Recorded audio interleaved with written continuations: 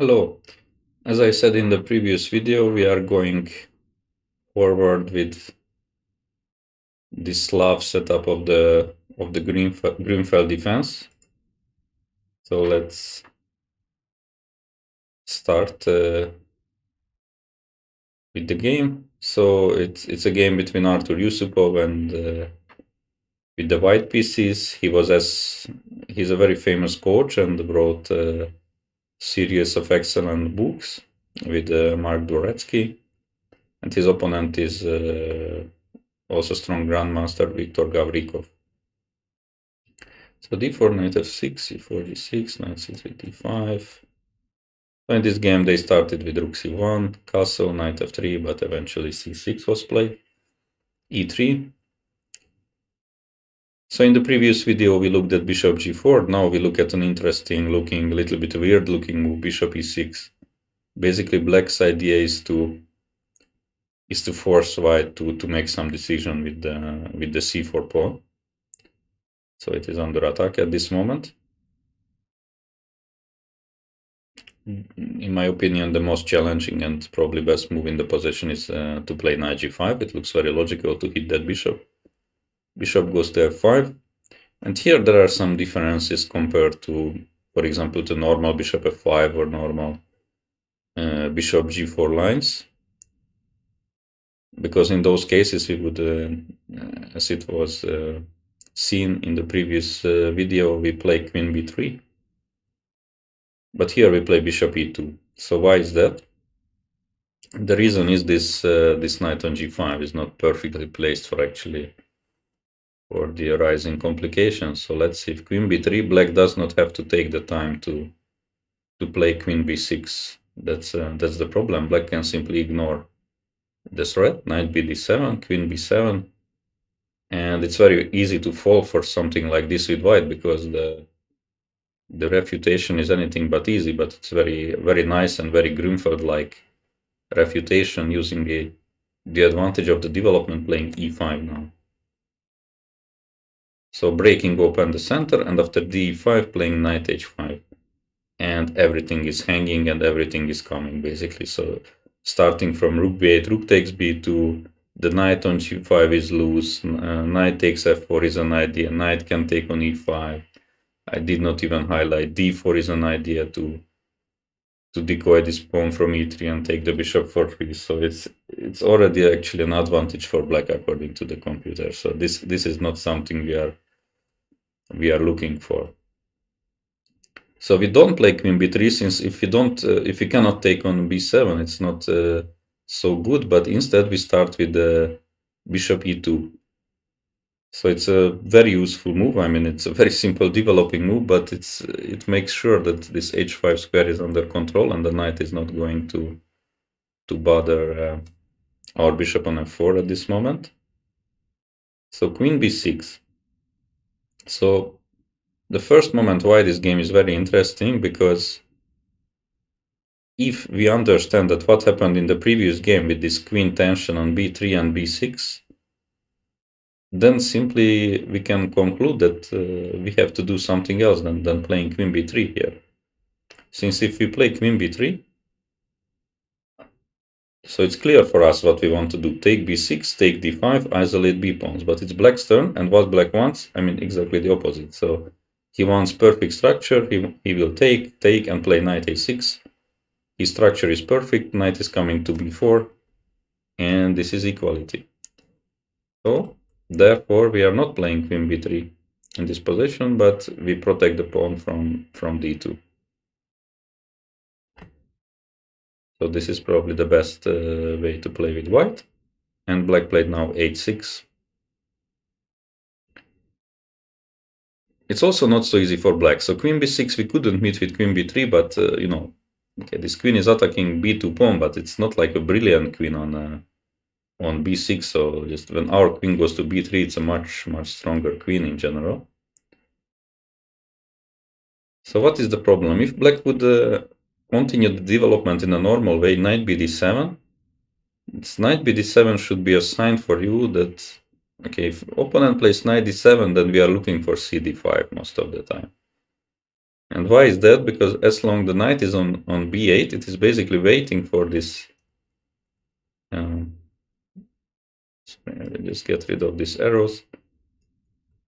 So the knight is waiting for cd, cd, and then to go to c6. It's the best square for the knight. It's active on c6, it's blocking the c file, and so that's what the knight wants. But once it goes to d7, after cd, cd, white can play, for example, knight a4, and you can see that this knight is really not good on d7, and it's not blocking the, for example, the entry square of c7 from the rook, or in some cases from the bishop. The queen is already in a pretty dangerous situation at this moment. So therefore h6 was played, knight f3, knight e4. If knight d7, the same thing, so c takes d5 we play. So black played knight e4, knight takes on e4, and bishop e4. This looks like the most natural move, but d4 is also interesting, and white has to be very alert, and there is a key move here to remember at this position.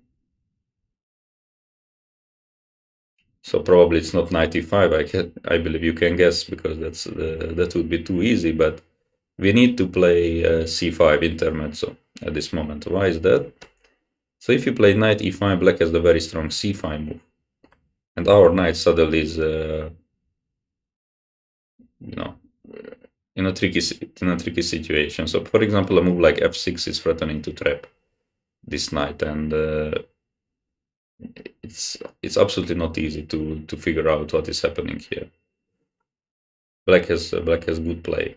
So therefore we play c5, and now we see the point of this move is to free the c4 square for the knight. So for example, after queen d8, knight e5, knight e7, we don't want to trade, that would lead to nowhere, but we have the knight c4 move, and later we can, for example, attack black on the queen side, since we have a nice space advantage because of the c5 pawn. So instead bishop e4 was played, short castle, knight d7. So now c takes d5, of course, is not poses two big problems for black. C d5 is possible, but even bishop takes d5 is possible. With the knight coming to f6 and d4, black has a pretty nice control here. Instead, Jussupow played rook fd1.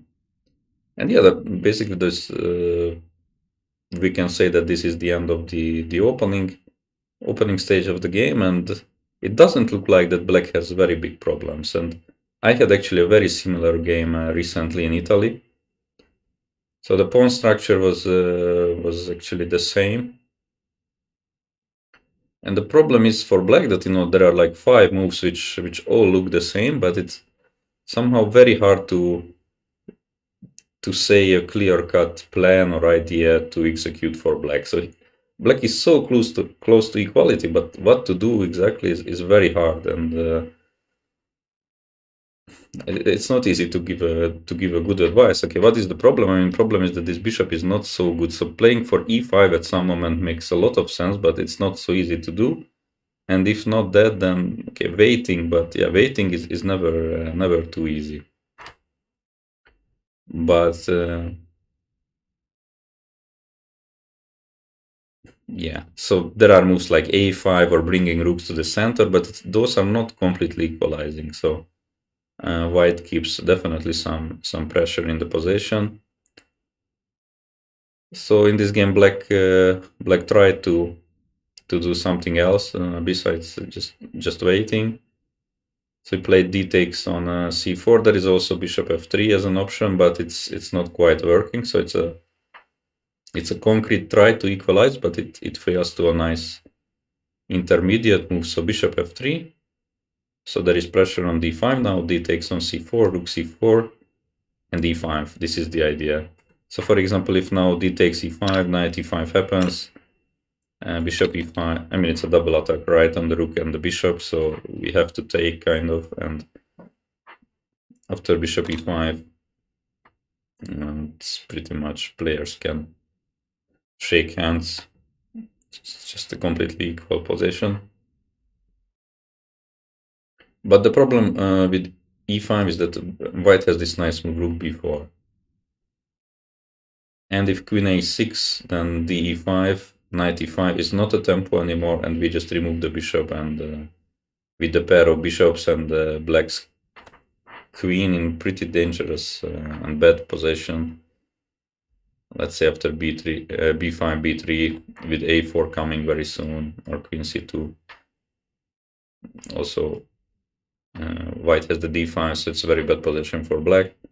And in case of queen c7, we can simply take knight e5 and just rook d4 with firm control over the d file. And thanks to this pin, of course, there is no knight f3 bishop d4 idea. It is just quite big advantage for white. So in the game, black first took on c4, bishop took on c4, bishop f3, gf. This is again a very interesting structure to examine, because many players are afraid that when g pawn has to take on f3 and it weakens the king, but actually it's many times it's not the case. Previous video I showed this idea of bishop f1, bishop g2 can be used for white, but also for example, if we have the bishop on f4 and we just remove it to g3, it's almost like a perfect shelter for the white king. So we don't have to be too worried, and we have the pair of bishops, and as we will see, many times this g file actually can be used as an attacking option for white, even since it's a semi-open file there. So in the game, a5 was played. The most consistent continuation, most principled, would have been e5, of course.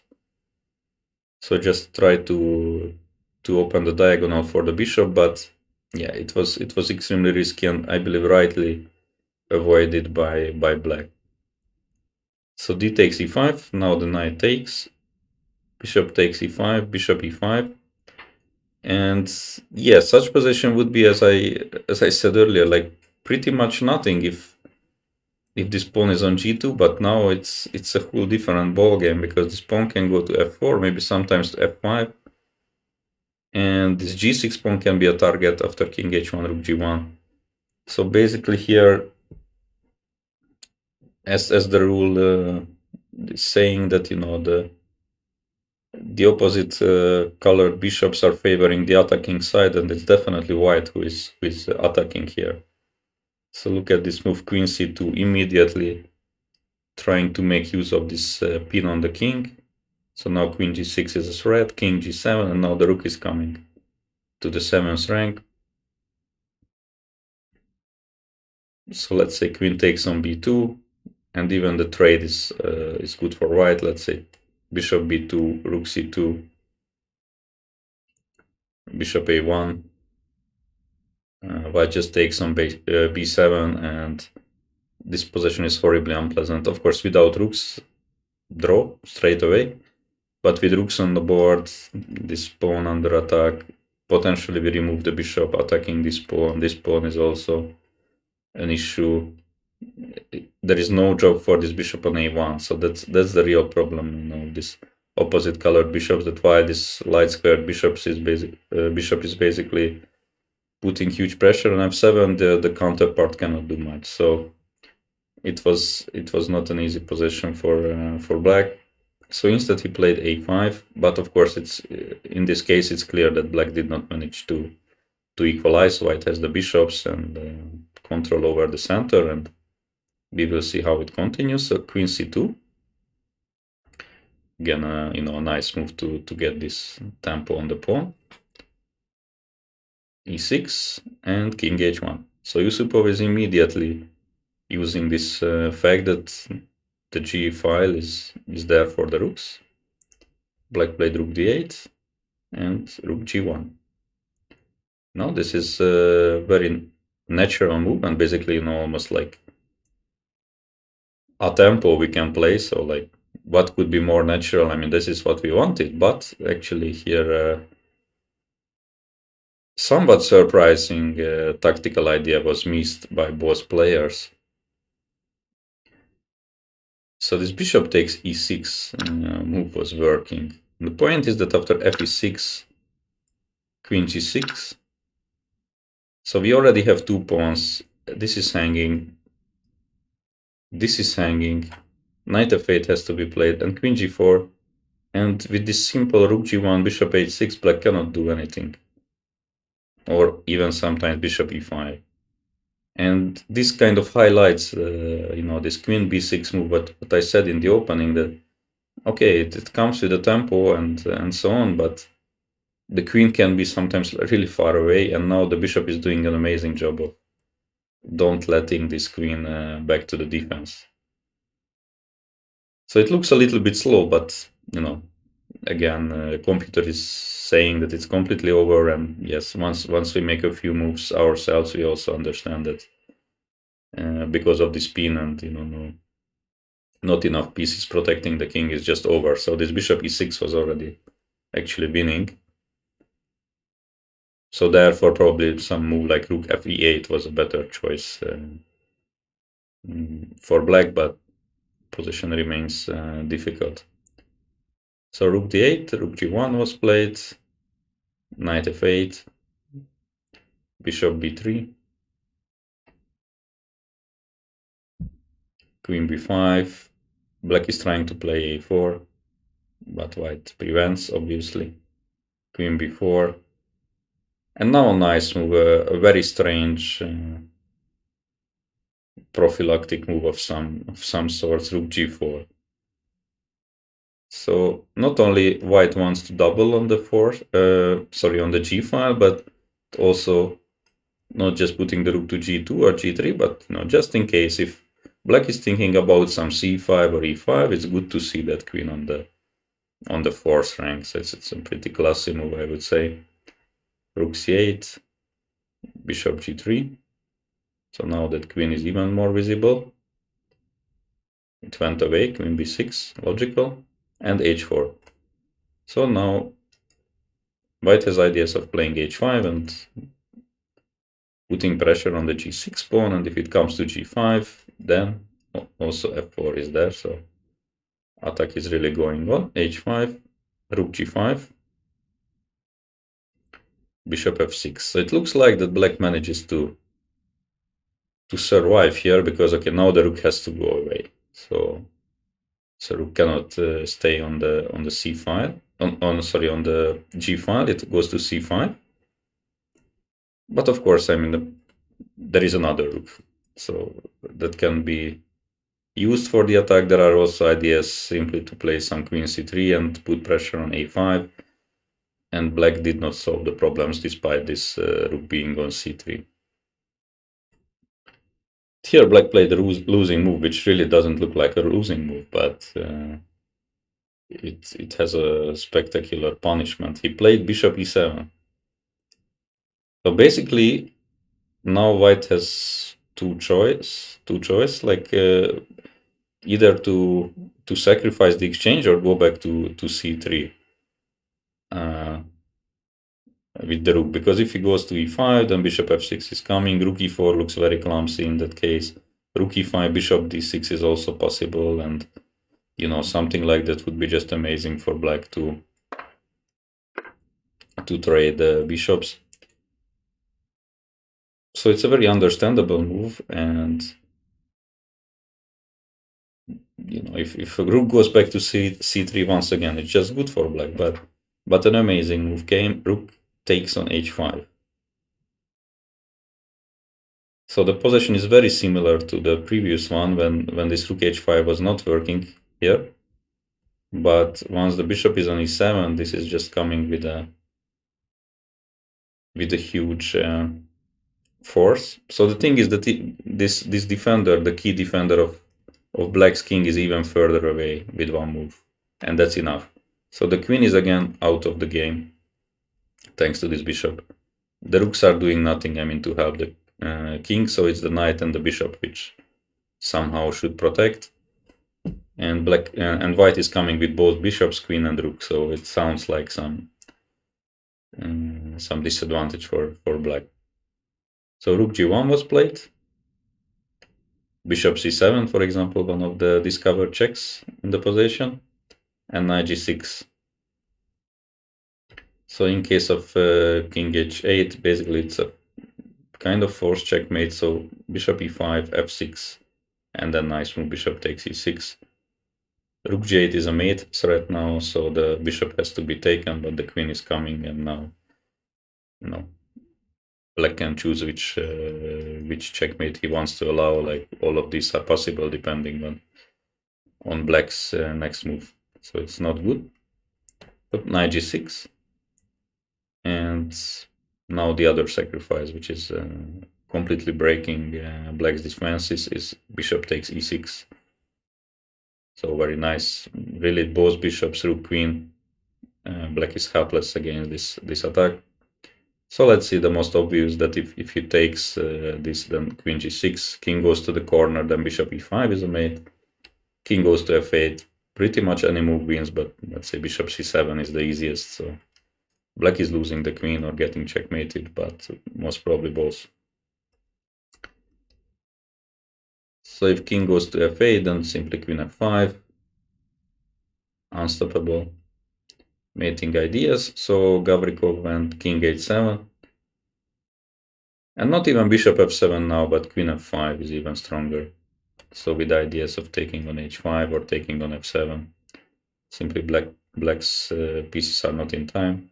Rook g8. In case of fe6, queen f7 is strong. I mean winning. So if king h6, then bishop f4. Knight takes on f4 and king g7. Finishes the game. So black tried to bring a defender, rook g8, but then white answered it by bringing an attacker, bishop e5, and king is in like completely stuck there. So queen h5 is a mate in one thread. Actually, this rook is hanging, f7 is hanging, like complete collapse. King h6, bishop f4.